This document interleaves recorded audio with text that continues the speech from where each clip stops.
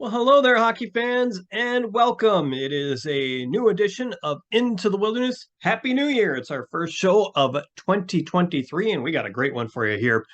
Military Appreciation Weekend is coming. It's going to be January 6th and 7th, and we're going to talk about that with one of our alums, Nate Horn. I had a chance to talk to him a couple of days ago. You're going to love the conversation. And Nate, a lot of people love the way he played. His statistical legacy was left with the squad as being one of the top scorers in team history. And now he's tearing it up with the Air Force Academy. Also, going to talk to head coach Brett Skinner and talk about what he expects for the second half of the season. We've got a team, folks, that is in first place, and we can say that we've got a team that will be playing some games going into a home weekend in first place for the first time since 2015. Yes, we have had teams in first place since then, but it's the first time going into a home weekend uh, in first place since the championship season of 2015. So here you got to look at the uniforms that are going to be auctioned off this weekend. This is Military Appreciation Night. All active military and veterans get in for free all weekend. Jerseys are going to be auctioned off through the Dash app. Go ahead and scan the QR code that you see there. And this weekend, proudly sponsored by Great Lakes Insurance Agency, and games both nights, 7:15 p.m. at Northwoods Credit Union Arena in Cloquet. So we're going to talk to Coach Brett Skinner about the way the team has been playing and touch on a little bit about what we saw in the first half of the season and what to expect with this Kenai River squad. The only two games in which Kenai will be in town throughout the 2022-23 regular season. And also the conversation with Nate Horn. We're going to lead into that conversation right now. We got a few highlights from when Nate played with the Wilderness and also his time spent with the Air Force Academy. All that coming up here on Into the Wilderness. Aaron Myers on this face-off, gets it to Horn, the shot, and he scores! Here he finds Myers. On the right, he gets it to Worth. Worth makes his way to the left side. The shot and the goal by Nate Horn. Wow, what a play. Here's Nate Horn. Tries to split the defense, gets around Suki. Nate Horn moving in, and he scores! What a goal by Nate Horn!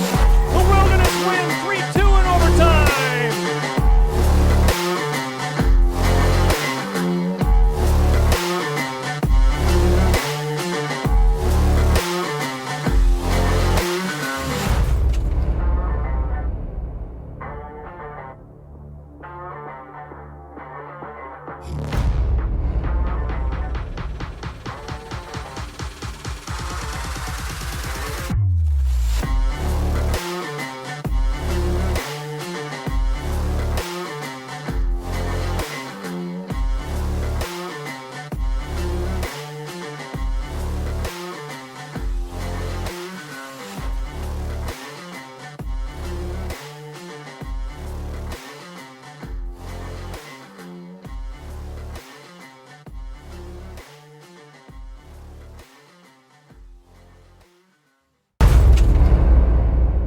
All right, and we are now joined by Nate Horn and Wilderness.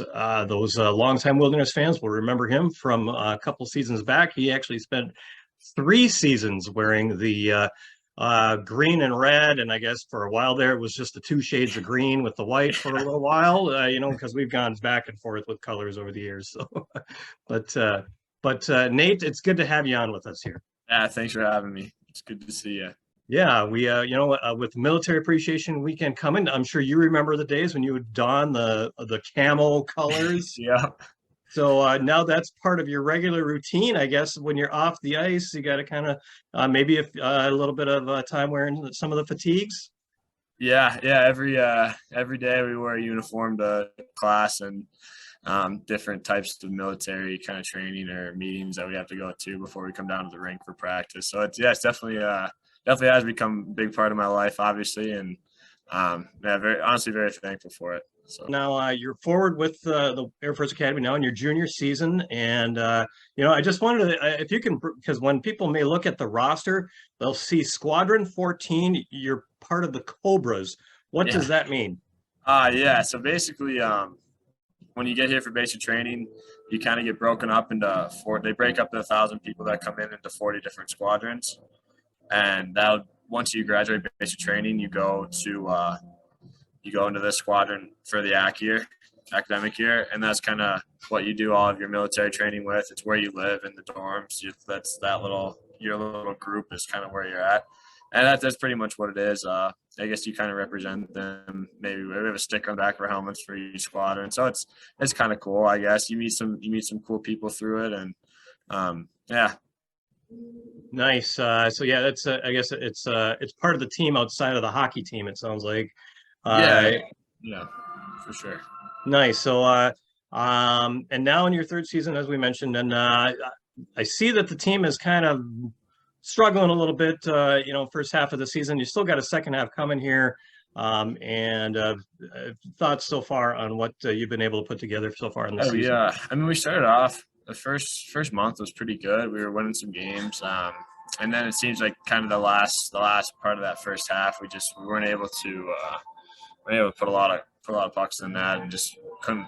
I don't know. We couldn't find ways to win games really, and then yeah, I think we're on a kind of on a 6 game skid right now. So hopefully the second half we can figure it out, which I think we can. I think last year, freshman year was kind of weird with COVID, but last year we were kind of the same way. We took a little dip towards the end of the first half, and then the second half we seemed to figure it out and kind of come together and start winning some of those close games and stuff. So kind of hoping that we can do that, because I know we definitely know what we're capable of. So now it's just kind of putting that product on the ice every weekend, which is definitely tough. And that's the hardest part of hockey. So Right. we'll see. Wanted to get into what you guys were able to accomplish last season. You had went on a pretty good run there, and now, but this is what we got for you as far as this season. 17 games played so far, and you're tied for the team lead in goals, and also points. Career totals, not too bad there. 64 games, 42 points. I see you had a 2-goal game against Notre Dame, so you're going up against a top 20 team there. You guys actually earned a tie in that contest, and I see that you got refreshment of the year co-recipient that season, your first season in the league. So are playing in the at that level. So it looks like you've got a pretty good season going so far. Yeah, no, it's definitely been good. I mean, all right, we got some good players here, so playing with those guys makes it easy no matter kind of who you're out with. I think that just kind of that connectiveness definitely makes it easy for each individual out there, and that kind of. So yeah, I mean, I don't know. I guess obviously those are good, but hopefully we can just start winning some games here, and that makes life a little better coming to the Right. ring. So Yeah, I'm sure you're easy to wake up in the morning, and I guess puts a little more jump in the step when you're going to practice. exactly. No, but it's been very good. It's been a very good couple of years here. I really enjoyed it for sure. Yeah, it looks like it, and and you look at what you guys did last season. You made it. You looks like you weren't really expected to really maybe make it as far the way you were seeded, but then No. you were able to make it all the way to the Atlantic Hockey Championship. Yeah, it was actually pretty cool. I think if I remember right, we were the sixth or the seventh seed. In our first round, we actually went out to West Point and we played a 3 game series there, and we actually swept them, which was really cool because that series is always fun. It's always fun playing those guys, even just during the regular season. So adding kind of that playoff atmosphere into it was even better. But yeah, and then obviously we went and we were able to beat RIT, and then we lost to a good AIC team. They're old, they're experienced, they've been there before, and not that that's an excuse, but it was a really cool experience, and we're hoping that maybe that pays off down the road here. Right. Yeah. You get to that point, and whenever you can go ahead and exceed expectations like that, that's always a good thing. And with the way that things are shaping up this year, hopefully that the same thing can kind of develop there. Yeah. I wanted to show folks what you were able to accomplish in your junior career. We got the numbers here where you played 3 seasons with the Wilderness. You're your rankings among the key statistical categories there are all in the top three all time. 150 games played. That's just 8 shy of the record. 38 goals, like I think it's 12 shy. 62 assists is 20 shy of the record. 100 points, 20 some points away or so there from the top area there. You also represented the NAHL and the Wilderness in the 2019 Serious Junior Club World Cup. So you got a little bit of international playing experience there. Your first real experience, I guess, and maybe to play at an internet or where you're representing your country, I guess, because you guys went to Russia of all places to go ahead and to take part in that. So all this stuff that took place here, how do you think that sets you up for where you are now as far as playing in college hockey? I mean, I really can't stress enough. I think I tell my family and stuff this all the time. I'll forever be in debt for with the Wilderness organization. Like the opportunities that they provided me. Like my first year was tough. I got injured early and I was kind of in and out of the lineup. But I think without that year, I don't think I'd be playing at this level. I guess because it taught me a lot. And I don't know. I just it's such a great community and.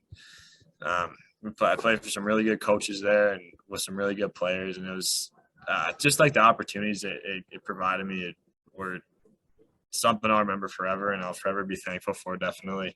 Well, you had as coaches, you had Tim Madsen, you had Dave Boyts, you had John Valancourt, three different perspectives on the game. So I guess one thing one could say, well, yeah, that may not be easy to adapt to 3 different coaches, but yet you're getting through all those different perspectives to kind of help shape your game.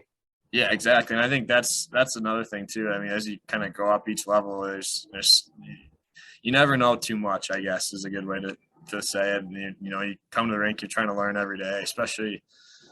I mean, yeah, I don't know. It was great playing for those guys because I think they all taught me important kind of parts of my game that helped me get to this level, and that was ultimately my goal. So I don't know that I really can't thank the Wilderness organization enough for everything they've done. And you look at what you've got right now with the roster at Air Force Academy. You've got 13 NAHL teammates. I noticed you got 5 Minnesotans, so you got some familiarity, I guess, with some of the guys that you're playing with right now. Yeah, it makes having 5 Minnesotans makes for some fun Sundays watching the Vikings. But it's always fun talking to Jake Marty is one of my good buddies on the team, and he was at Bismarck for 3 years, so it's always kind of give each other some crap each weekend that if you see the scores or something. But it's fun talking about kind of memories with them too when it comes up. But yeah. I do remember Jake Marty when he played for them. Yeah, I know he was a thorn in the side when he was at Bismarck, and you guys had all those trips going to Bismarck and Aberdeen and Minot, and those road trips there. And you get Frank Sertori as your coach, and you look at the fact he's got his ties to this northern Minnesota area. Coming out of the I believe Coleraine and that area. So, I know he's the kind of guy who likes those Minnesotans. So that's got to be kind of a nice thing. Yeah, for sure. It's been awesome playing for him. Like I said, you come to the rink, you feel like I learned something new every day. It's right. Just with his kind of resume, it's easy to be able to kind of listen to what he says too, just because he has that track record and he knows what he's talking about. He's kind of steering you in the right direction. So. He's definitely a fun coach to play for. And then I noticed Blake Bride is another guy on your team, and it looks like maybe he's been hurt for part of the year. I'm not sure, but it looked like his games played were not quite as many as some of the other guys. Mm-hmm. But another guy that played a little bit of time with the Wilderness, you got to know him a little bit. Your time with us, so another guy that you had some familiarity with there too. Yeah, it was kind of funny. He was actually one of the first guys that I kind of connected with on the Wilderness. Just happened to start talking to him like that those first couple of days when you don't really know anyone. And I remember I was pretty sad when he ended up getting traded, but it's fun to kind of reconnect with him here. So, yeah. Right. Yeah. So it's you get Blake on the team, and so that's kind of a neat thing. So I wanted to get your perspective on the. I noticed this picture here on the team on your Air Force Academy website. You guys are standing for the anthem, and you got the flag there. And we always you when you stand for the anthem in whatever level you're playing at, you're obviously honoring those that represent our country.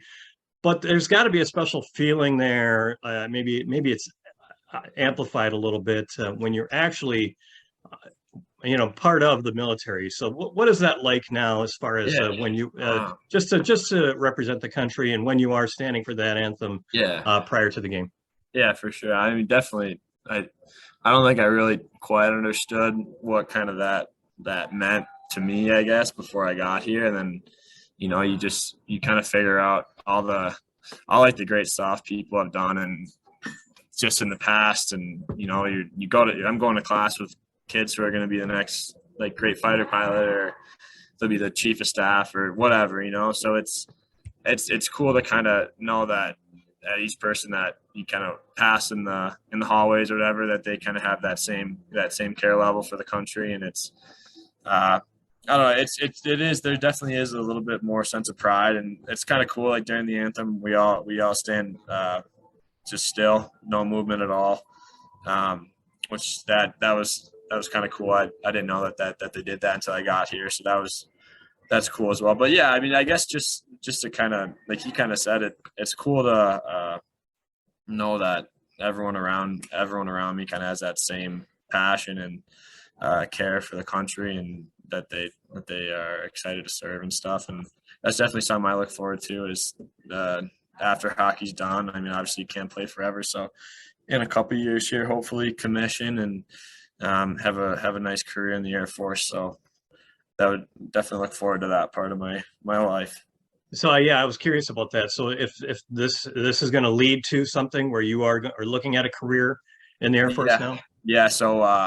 So after your sophomore year, once you step foot in the classroom junior year, you actually owe 5 years of service minimum, and if you fly, then you owe 10 years of service.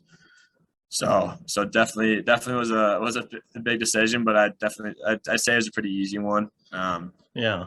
Yeah, it's just a cool place, and I think that's one thing I really enjoy about it, is there's a lot more than just hockey here, I guess. I mean, obviously the hockey is incredible, but I remember on my visit, Frank told me that there comes a point where you got to use your hockey career to get other opportunities in life too. So I never would have gotten into a school like this without hockey. So I think it was just a perfect balance where I could get a really good education, have some cool opportunities after, and on top of that, I could have played college hockey, which I always wanted to do. So it was just kind of the perfect fit, honestly. Right. So what is your role there? Are you going to be a pilot, or are you more of a service, so or what's that? How's that going to work out? We put in job preferences actually in about 3 weeks. And so you put in your list of top 10, and then it kind of goes through a algorithm and system for the next 5-6 months. And then this next fall they call it job drops. So they'll tell you what job you get, and that's what you do for the next however many years. So it's really up to the Air Force. Okay. Yeah. So it's a little bit stressful, I guess, but it definitely is exciting as well. Okay. So is that an ambition of yours to be a pilot, or what have you applied to be? What are your So I guess I think pilot would obviously be very cool. It's just it is a long commitment, so it's kind of something you kind of got to look at what you want to do with, do you want to, it's definitely tough to have a family and stuff and have a like kind of consistent daily schedule when you're doing that kind of thing. So I think another career I really enjoy would be intelligence. Okay. So you'd be like intelligence officer, kind of there's a lot of different variety of what you can do there. Or you can also go do like a contracting or acquisitions job, which is more like project management or purchasing stuff for the Air Force or the Space Force. And that's kind of maybe more of like a 5, 6, 7 year career in the Air Force. And then you maybe go work for a private company. So there's definitely a lot of routes you can go. And I think honestly, my plan is just to kind of put all of those down and kind of see where the chips fall. And, gotcha. Yeah. Nice. So I guess it's definitely been a stressful couple. I won't say stressful, but I'd say it's I don't know. It's definitely been tough to kind of narrow that down, because Gotcha. there's a lot of cool different routes you can go for sure. Gotcha. So you guys got the Desert Hockey Classic coming up. You're going to spend some time in Arizona to play some hockey. Yeah, it should be a little change of weather going from Minnesota and Colorado to down there. But I'm excited. I mean, I'm sure you've seen pictures of that rink. I know we all have here. So The Mullet Arena, yes. Yeah, it looks like a gorgeous rink. So it'll be fun to get down there. I think we're actually trying to go next Tuesday, so we'll have a little time before to practice, and then maybe spend some time together away from the rink. Go eat some good food, or maybe spend some time in the pool or something. Whatever it may be. Just kind of just spend some time with the guys. It's always fun. They do a good job of that here, kind of giving us a chance to spend time away from the rink and away from the academy together and enjoy each other. So I know we're all looking forward to it, especially just to kind of play some of those better teams. It's always fun because you never know if some of those guys you're lining up across are, maybe someday 5-10 years down the road when you're watching an NHL game, you'll see their name on the TV. So it's fun to play those teams for sure. So yeah, I know that tournament's got Boston U. You're going to play Boston U. You got Arizona State. I think Michigan Tech is in that tournament. Yep. That's us four. So what's the key to beating Boston U? I don't know. I think that our kind of ammo is we're gonna just kind of play hard and simple, and we're not gonna probably wow you. We don't have any NHL prospects on our team, but it's probably not gonna be fun to play against us. I guess you're probably gonna get hit a lot, and I guess we just try not to beat ourselves, if that makes sense, and just kind of rely on good team defense and then capitalizing, whether it be power play. So hopefully our power play, we can kind of start to score some more goals here again and help us win some more games. And I don't know. I guess that's kind of always been especially against those more skilled teams, just to simplify, even almost oversimplify, and just beat them like that. Yeah. I imagine when you've gone through basic training, physical aspect of the game can't be that difficult. Definitely a change of perspective for sure. Yeah. Some of the stuff you kind of do here, you take like PE classes. So my freshman year, you take boxing, and then sophomore year, you take water survival.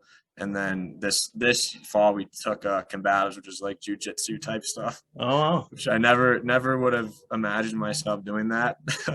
But they force you to do it here. So that was definitely some interesting few weeks in those classes, but I guess it, like you said, it definitely, maybe it makes hockey feel not as hard, I guess, physically. For sure. I mean, hey, go ahead and give us your best shot. If you're going to be physical with us, we can take it, huh? Yeah. So that's kind of how we have to be teams. Honestly, none of us are skilled enough to go do anything individually. So we rely on good team play, and when we're playing our best hockey, that's when we're all kind of connected. All right. Now I wanted to ask you one last question here before we close up here. So, we look at what you guys go through in junior hockey. You got the long bus trips. You've got maybe sometimes the accommodations aren't the best. Yeah. I'm thinking of the White House Inn maybe as one example. If you ever got to stay there, maybe the equipment might be a little better. Food on the road. I remember back in the day, one of the teams sent us to a gas station barbecue shop. I tell that story quite a bit. So what are some of the things that makes what is it, the main thing that makes college hockey off the ice really better? I mean, honestly, I think A through D there, you kind of hit the nail on the head. The transportation aspect is definitely cool here, because there'll be weekends where we'll fly military air. Sure. So we got to hop in the back of a C-17 or C-17, I think it was. We got to hop in the back of C-17, which is one of those big cargo planes, the big gray ones. So that was kind of cool. And then there's been the last 2 years, we've had a weekend each year where we've got Air Force One, like what the president flies on. Okay. So there's Air Force 2 and 3, they call it. Okay. It's kind of what like Pelosi would fly on, or that type. Oh, really? That type of individual. So we'll get to fly that sometimes too, if it's happened to come to the Springs to drop someone off and then is going that same direction. So we got to fly that, which is cool. I mean, that's been really cool. And then obviously the hotels we stay in are definitely a little bit nicer than the Super 8s that maybe you find in Aberdeen. But the equipment's good, and then the food. I mean, Coach Territory has been here for quite some time now. So, and we played the same teams for however many years. So he knows all the spots that we go to. And there's some really good Italian food out east that I've come to realize. I had never been out there before I got here. So Right. it's kind of cool to try some of these places. But yeah, I mean, obviously it's I think I don't know. I definitely I don't want to knock on the junior lifestyle because I think that's an experience in itself for sure. Yeah. But I know once you kind of get here, I think it's just the budget, especially having kind of like the military budget. That definitely probably helps a little bit. But Imagine. Yeah. Yeah. It doesn't hurt. Doesn't hurt. Yeah. yeah, no, it's cool. That's kind of definitely some of the bigger things that I've noticed. But it makes honestly going through junior stuff, it makes you more thankful for it here. Right. I can imagine. So you're actually you got the cargo planes. You're flying on those to Yeah, the games, and when I see those in movies, those are like where you're strapped into the side and that kind yeah, of thing. yeah. So That's you get up, you load all your stuff on, and the kind of the crew there will strap it in the middle, and uh-huh. then you grab a seat on the outside for takeoff and landing, and then in the Okay. meantime, like when you're up in the air, kind of just cruising at consistent altitude, you can just grab a spot on the floor or watch a movie Okay. and stuff. It's kind Oh, of cool. okay. All right. So, Yeah, but then you're also in an Air Force One-ish Air Force, that kind of a yeah. plane. That sounds crazy. That sounds Yeah, incredible. that was definitely a memorable experience. It's pretty much just like all first class seats from Yeah, front to back, and then there's a little area with a couch and stuff too, which is cool. So it's definitely it's definitely there's been some cool experiences here. very cool. Yeah, Well, Nate, we really appreciate you joining us here. We wish you luck the rest of the season. And gosh, and in the process as far as figuring out your career and all that. We wish you the best of luck there and hope that things work out for you there yeah. as well. Well, no, thank you, Marty. I really appreciate everything you did over those 3 years too, and I hope you guys are having a good year as well. So, We're yeah we've had some pretty good games over the yeah. last few weeks here and got ourselves in a pretty good position for the second half. So yeah, Good. Yeah, no, it's fun to watch. So, no, I really appreciate you having me on, and it's always good to catch up. best to your family as well. So Thank and you. we'll try to catch up again sometime. Awesome. Thank you, Marty. Have a All good right, one. thanks again, Nate Horn, and we'll be back with more Into the Wilderness right after this. And we are back. We are now joined by Wilderness head coach Brett Skinner as we roll along on this edition of Into the Wilderness. Brett, Happy New Year to you. Yeah, happy New Year to you as well. Glad to have you along here. And I just, before we get into, I wanted to get into the standings and what we got coming up here, but breaking news, at least as of yesterday, I see that Ren Morkway is on his way to the USHL. Yeah, no, we made a deal to get Ren to the USHL. I think it's part of our development model here is that you're trying to develop kids, and Ren was a kid that at the time that we got him back considered ourselves very lucky, and I think as an organization, him and everybody else in this team, we've worked really hard to improve and make better, and I guess through that process. Depending on what side of it you're on, for the positive is he gets to move up and have a new challenge, and the negative for us is that we lose a good player, but certainly proud of the work we did here to be a part of his development process and move him on, and hopefully have a lot of success in that league and for a long time in the future of his career. We definitely hope for the best for Ren and hope that he can continue to improve there. Certainly will get a great opportunity, I'm sure, with Sioux City. And I know that, there's always the way the transaction works, you're supposed to be able to get somebody from them. Is that something we anticipate to come shortly? Usually with these transactions, probably the USHL, it's more financial based where you get a financial compensation. There was a package put together from Sioux City, and I think there will probably be additional compensation probably in the next few weeks, but nothing that we can talk about yet. Okay. All right. We are going to take a look at the standings here. And by the way, we've got home games coming up this week. And I mentioned in the intro that it's the first time that we'll be going into a home game in first place, or at least a share of first place going back to 2015. And so a big weekend here, I'm sure, with the squad and going up against the Kenai River team, just 2 points back. And on top of that, Military Appreciation Weekend. So Kenai River, again, 2 points back, tied with Fairbanks. So obviously a big weekend coming up here. Yeah, I mean, just even looking at that, you can see every weekend's going to be a big weekend. I think that's kind of what the strength of this league is, and it's an every night league. We've been preaching that from the beginning of the year. Obviously, this will be a first weekend series that we've had against Kenai. We went up there for the one game. We're lucky to kind of come out on that one with the effort we had there. Certainly, I guess effort's probably the wrong word. We certainly had a good work ethic.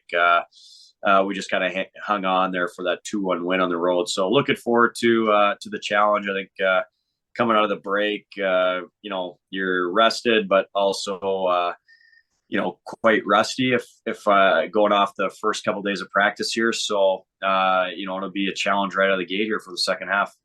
Yeah, and you look at what you got with the second half. You get this Kenai team, and then you got Wisconsin. 8 games coming up in the second half against Wisconsin, and they have been probably the hottest team in the league. And obviously you can't overlook Kenai, who just came out of Eagle River and took a couple of tough losses there. So you look at just a tough division, and every weekend you got to be up and ready to go. Yeah, I mean, we're just coming off playing Springfield. That you sit here and look at this graphic. They're sitting in last place, and we split with them. We split with them earlier in the season. For most of that first half, Wisconsin was in that 7-8 spot, and we split with them while we were at home. So I think it's the division, the way that it shapes up this year. We've been lucky. We've beaten every team, but obviously the way that things play out, it looks like any team could beat anyone at any given night here. When you are in first place, you've got experience with back in Sioux Falls. I'm sure you've got to have that attitude that every team's going to be gunning for you, that every team's going to deliver their best. Yeah, for sure. I think I probably, as far as first place, I spent some time as a player. Being on those teams in college, the 2005 team, we were first place team. It's one of those things, you want to be there. That's where you want to be, but then you get that target on your back. And I think for me as a coach now, the challenge is, there's nowhere in the standings to climb to, but you still got to push yourself to get better. Everyone around you is going to be getting better, trying to chase after you, but there's got to be that kind of, inward accountability or that inward drive to be the best that you can be. And especially at this age, I just think, every day, every week, you got to be working at trying to get better. And, that's a challenge for this group. I think we're really excited for the second half. And we had a really long break here and mentally should be recharged and ready to go here. Right. And you look at what what also has been going on during this break. One player has not had a break, and that is Gustav Zozelins, and named, in fact, something that we weren't aware of before the break was that he was named team captain of Team Latvia with the World Junior Championship. That tournament is still going on for them. I think they've got one more relegation game coming up here, but they did pick up their first win yesterday against Austria. He leads the team with 4 points. With the way Goose has been playing this season, I guess we can't be too surprised with the way that he's performed there and the leadership responsibility that he has with that team. Yeah, for sure. Probably a little bit more breaking news, but he was actually injured in the last game, so he's going to be out for a few weeks coming back off that, which is too bad because he was having such a good tournament. The leadership thing for me, like that was a big part of getting him in here. Obviously, I knew the kid last year. That those import spots are, they're pretty, they're big spots to fill. You got to have an impact on the lineup, and Goose, I think, is a really good player. But for me, it was what an incredible kid he is. The leadership qualities. He had worn the C for Latvia at the U18s, and I kind of talked to him about, what his leadership role be like on this team, and would he be named captain again? And he wasn't sure, and he was voted in there, and it's just a representation of the type of people that we try to have around here. But obviously, he's a special kid, a special player. I think he was having a really good tournament at the time of the injury. And, when we get him back, we'll be looking forward to him kind of continuing that on in the last part of the season here. Right. Well, I wasn't unaware of that injury. I don't get the games myself to be able to watch Yep. personally, but that's a bummer. So obviously, hope that is a quick recovery for Goose. Wanted to also bring up with the fact that this is Military Appreciation Weekend. I talked to Nate Horn, which is also going to be included in this episode of the show, who is with the Air Force Academy, Wilderness alum. He's a teammate of a guy that you coach and also spent a little bit of time with the Wilderness, and that is Blake Bride. And he was part of the Sioux Falls squad that won the Clark Cup, and here we got him raising the Clark Cup from that championship season. And I just wanted to get your thoughts on Blake. And I understand that the military, the academies, the U.S. Air Force Academy, also the military academy, they like to bring in guys of high character. Him being a captain of the squad, I'm sure he was looked highly upon by the coaches. But your thoughts on Blake Bride and what it takes to be a part of to reach that status, and if you saw him as somebody that could reach that level of being part of a military academy. Yeah, so Brider, right off the bat when we drafted him, I think I was the one who gave him the phone call to him when we drafted. Just like really came across as a mature kid. He was really excited, and sometimes you'll have kids. He was committed to Air Force by the time that we had drafted him. Sometimes you'll say, "Hey, you have your commitment. Do you just want to stay in the NA?" And he really was up for the challenge, which I think, in my experience of kids that I've passed on to military programs for hockey scholarships, they're all like really driven kids, high character, obviously. But I had another kid last year who committed to Army, and he was the possibility of learning about the leadership qualities that come to being a part of a program like that. A lot of parallels to Brider, and right off the bat when we went on our first road trip, he was an older kid. He was 20 years old when he played for us. He's kind of hanging back behind after the team to clean things up. And all the kids on our team at that time were really good kids, and the place was clean. But Brider just kind of went above and beyond, and one of those things that you had to kind of catch out of your corner of your eye. He was never doing it for any attention or wasn't obnoxious about it. It was just very genuine and a really good kid. We had a situation that year where we had to move our captain at Christmas time, and he was voted in as captain, and obviously the guy that was lucky enough to have the Clark Cup trophy passed to him, and obviously a huge honor, but for him more earned just through his hard work, his character, and it's one of those things when you're a coach that's not a coincidence that you're winning championships when you got kids like that kind of in charge of your leadership group. Right. And a little bit of time that he spent with the Wilderness, he came across as having a great attitude, and one of those guys that, you think about trades and the way he conducted himself that season. Was kind of a bummer to see him go, but great to see that his hockey career has gone on to great things there with Air Force. I understand he got hurt himself this year, and we wish him the best as far as recovering there. So I wanted to finish here, Brett, with this being Military Appreciation Weekend. Just curious, you being a guy that is is looked upon as a leader of young men. When you were growing up in Canada, I was curious, what if you were forced to join if there was like a mandatory military kind of protocol there, which military unit would you have preferred to go into? Yeah, in World War II, my grandpa was in a bomber unit, and he would go up and kind of be the guy that scoped down where they should drop the bombs. And you just hear those stories. I think it was like 1 out of every 4 missions, you shouldn't be coming back. I think he flew 8 total missions. So kind of, just looking at numbers like that and whatever, I think about,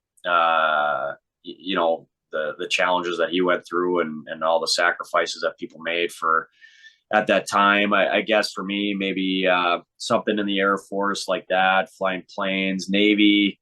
A ton of respect for them. I had an opportunity when I was playing pro hockey down in Norfolk to be around some Navy SEALs. Obviously, that's super high end.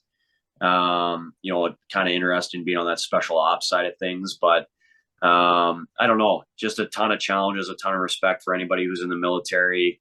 Not an easy answer because I respect the commitment that it takes to do that, and also the how much you're putting on the line and stuff like that. But maybe follow in my grandpa's footsteps and join the Air Force in some sort of capacity. Absolutely awesome. And I think isn't Manitoba, Winnipeg in that area, isn't that kind of known as being kind of an Air Force kind of an area up there? Yeah, yeah, exactly, with the jets, and they kind of incorporate some of that Air Force stuff into what they're doing now. So yeah, there's a military base actually in Shiloh, about 30 minutes away from where I live as well.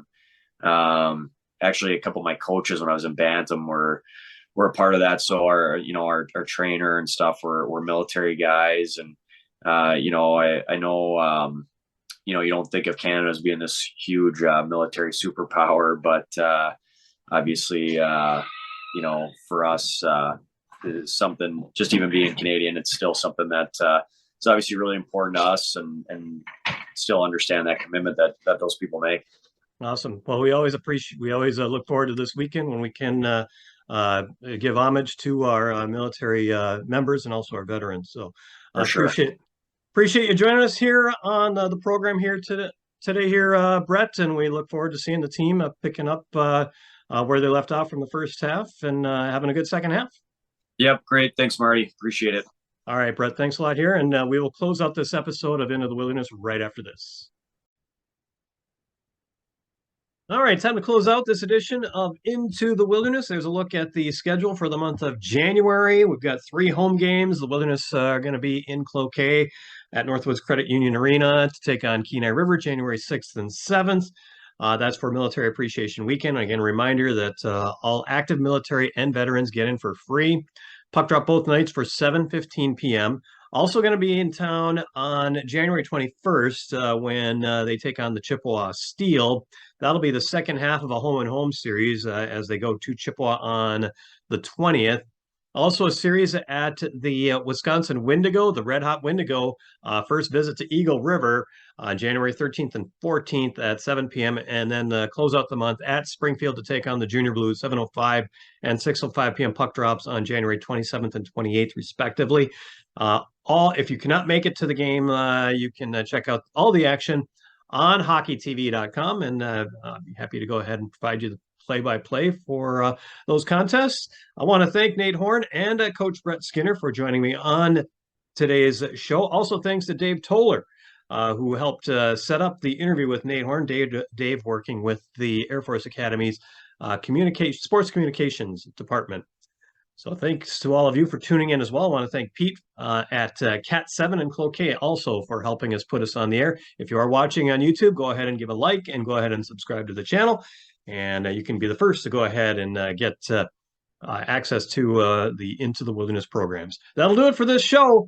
We will see you at the rink.